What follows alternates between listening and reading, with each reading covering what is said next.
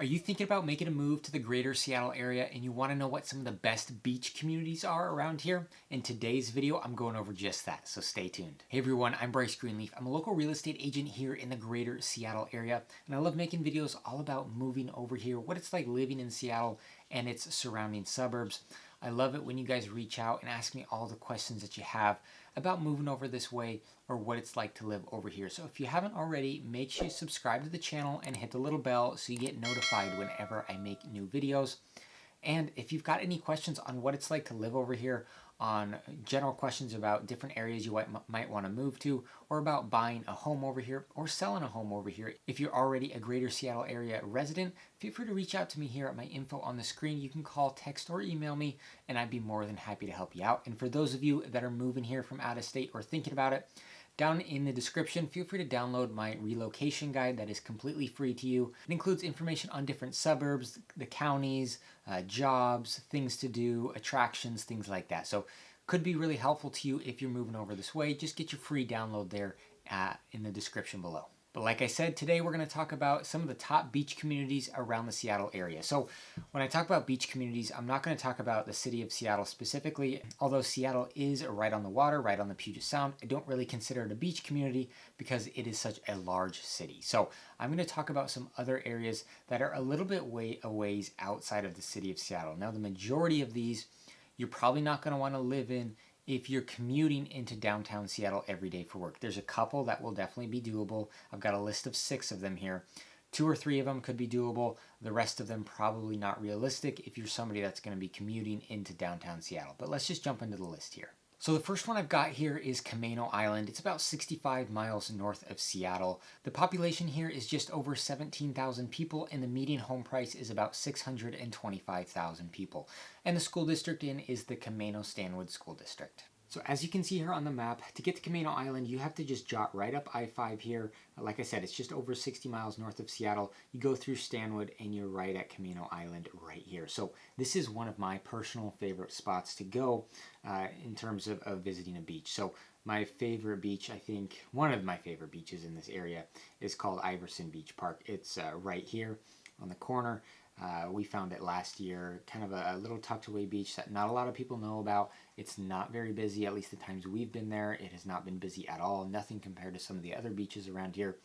So it's a really great spot to go. There's a lot of people that have, little vacation homes on Camano Island. They have cabins or just homes in general that they will spend a weekend on or just go live at during the summer.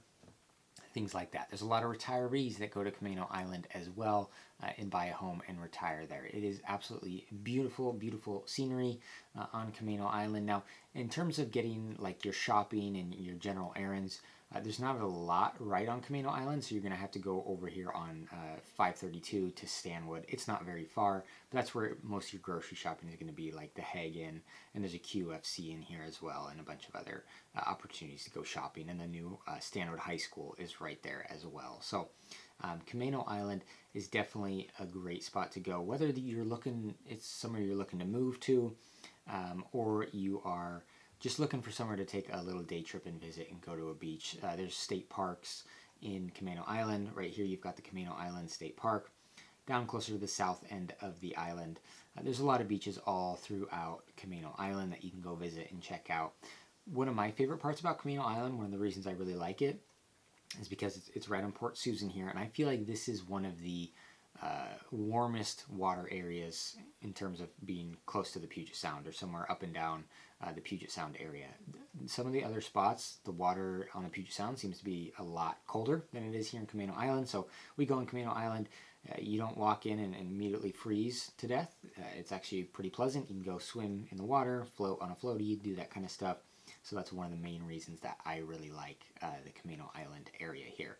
Outside of Camano Island itself, in Stanwood, you see you've got Warm Beach right here, and then you've got Lake Goodwin. So if you want to go to a lake, take out the boat, go water skiing, wakeboarding, things like that, Lake Goodwin is a cool spot to go as well. All right, so city number 2 on my list I'm going to go over here is Oak Harbor. So Oak Harbor has a population just under 24,000, and the median home price is about 478,000. So as you can see in the map right here, Oak Harbor is just outside of Camano Island. It's just a little bit further northwest of Camano Island that we just went over. In order to get to Oak Harbor, there's a couple of ways you can go. You can go all the way up I-5 here if you were leaving the Seattle area, go past where you get off to go to Camano Island through Mount Vernon, and then you loop right around here and go down south to get to Oak Harbor. The other way that you can do it is you can take a ferry. So you can head over to Mukilteo right here, and you can take a ferry over to the Clinton Woodby Island area, and then you can drive all the way up here and get to Oak Harbor. So depends where you're coming from, which way would be quicker. Usually I'm coming from further on the south side if I'm going over that way, so we'll take the ferry and then drive up. You know, it's a good spot. Like many of the beach communities around here, there's plenty to do, you know, on the water. There's a lot of different beaches that you can go visit. I've got the downtown Oak Harbor area. So this is, you know, where most of your shopping and your restaurants and things like that are going to be right in here. You can see that there's, you know, the Safeway and the Walmart and the Hagen and your coffee shop and your library, all that kind of stuff. And then you've got parks right around the water here, Flintstone and Windermere Park. Some good spots to go. If you want to hang out on the water there, hang out on the beach, that can be a really good spot to go hang out. What's great about Oak Harbor and what attracts a lot of people over here, simply for not necessarily living, but for day trips, is the Deception Pass area. So right here you've got Deception Pass State Park. And this is very popular for people to go spend a day on, whether they want to go hang out on the water right in here, or they want to go hiking, or you can go kayaking over here. Deception Pass is a very, very beautiful area. So it attracts a lot of people that are just taking day trips up that way, especially on a nice sunny day. It gets pretty busy up in there, as there's quite a bit that you can do here at the Deception Pass area. All right, and beach community number 3 that I'm going to go over here is Mukilteo. So Mukilteo is about 22 miles north of Seattle. It's a population just over 21,000 people, and the median home price in Mukilteo is $876,000. So you can see the median home price here in Mukilteo is a lot more expensive than the last two, and that's because of the location. It's much, much closer to the Seattle area, the Seattle metropolitan area as a whole. It's right along I-5, so you're convenient access to a lot of stuff. Versus some of these other areas are a little bit unrealistic if you're somebody that's working in Seattle or somewhere near Seattle. The first two options really aren't realistic for you to commute to every day. Versus Mukilteo, there's plenty of people that live in Mukilteo and commute down towards Seattle for work. So let's jump into Mukilteo here. As I said, it's right along I-5, just south of the Ever area. This is what I had mentioned, where you can take the ferry to go over to the Woodby Island to get up to Oak Harbor. So Mukilteo is really close to Boeing. So you might have heard Boeing, the manufacturing, plane manufacturing company, and then Painfield as well, which is an airport that has recently opened up flights around some different locations around the country. So can provide an alternative option to going all the way down south to the airport. But Mukilteo here, the main attraction here is going to be Mukilteo Beach. So you can take the Mukilteo Speedway all the way down to the waterfront here. And you've got the Mukilteo Beach. So I spent a good amount of time here growing up. We had cousins that lived just down the street, so we'd walk over here all the time and hang out on the water and whatnot. So you've got Ivar's, which is a great restaurant here, Diamond Knot as well. We were just here a couple weeks ago eating. And then you've got, you know, Lighthouse Park, the boat launch. You've got the Silver Cloud Inn, which is a great hotel right there on the water. And then you've got the ferry terminal as well. Right in here on the beach area, you've got picnic shelters. So if you want to have a birthday party, a barbecue, something like that, you can do that. And then there is beach volleyball as well around here. So if that's something you're into, you can check out the beach volleyball course. So like I said, if you're somebody that wants to live in a closer beach community, but needs to be close to Seattle or in commuting distance to Seattle, this is going to be one of the top 2 options on my list here today that might be realistic for you. Now, of course, the further east you go from the water here in Mukilteo, you probably won't feel like you're in a beach community, so you're going to need to be relatively close if that's a feel that you're really going for. But there are plenty of spots here in Mukilteo that are up on the hill that even if you're a little bit far away, you're still going to have a great view of the water there. All right, so city and beach community number 4 I'm going to go over here is Edmonds, Washington. So Edmonds is a very popular city, and it's a little bit south of Mukilteo. It's about 17 miles north of Seattle, and population just over 42,000 people right now, and the median home price is just over $800,000. So jumping into Edmonds here on the the map, you saw we were in Mukilteo right up here up north. So to go to Edmonds, you just head down south, down I-5 here, and we are at Edmonds. So Edmonds is pretty close to Seattle. So this is the #1 spot on my list here if you are somebody commuting to Seattle and you want to be in a location close to the water. This is the #1 on my list right now because it would be by far the quickest commute down to the Seattle area.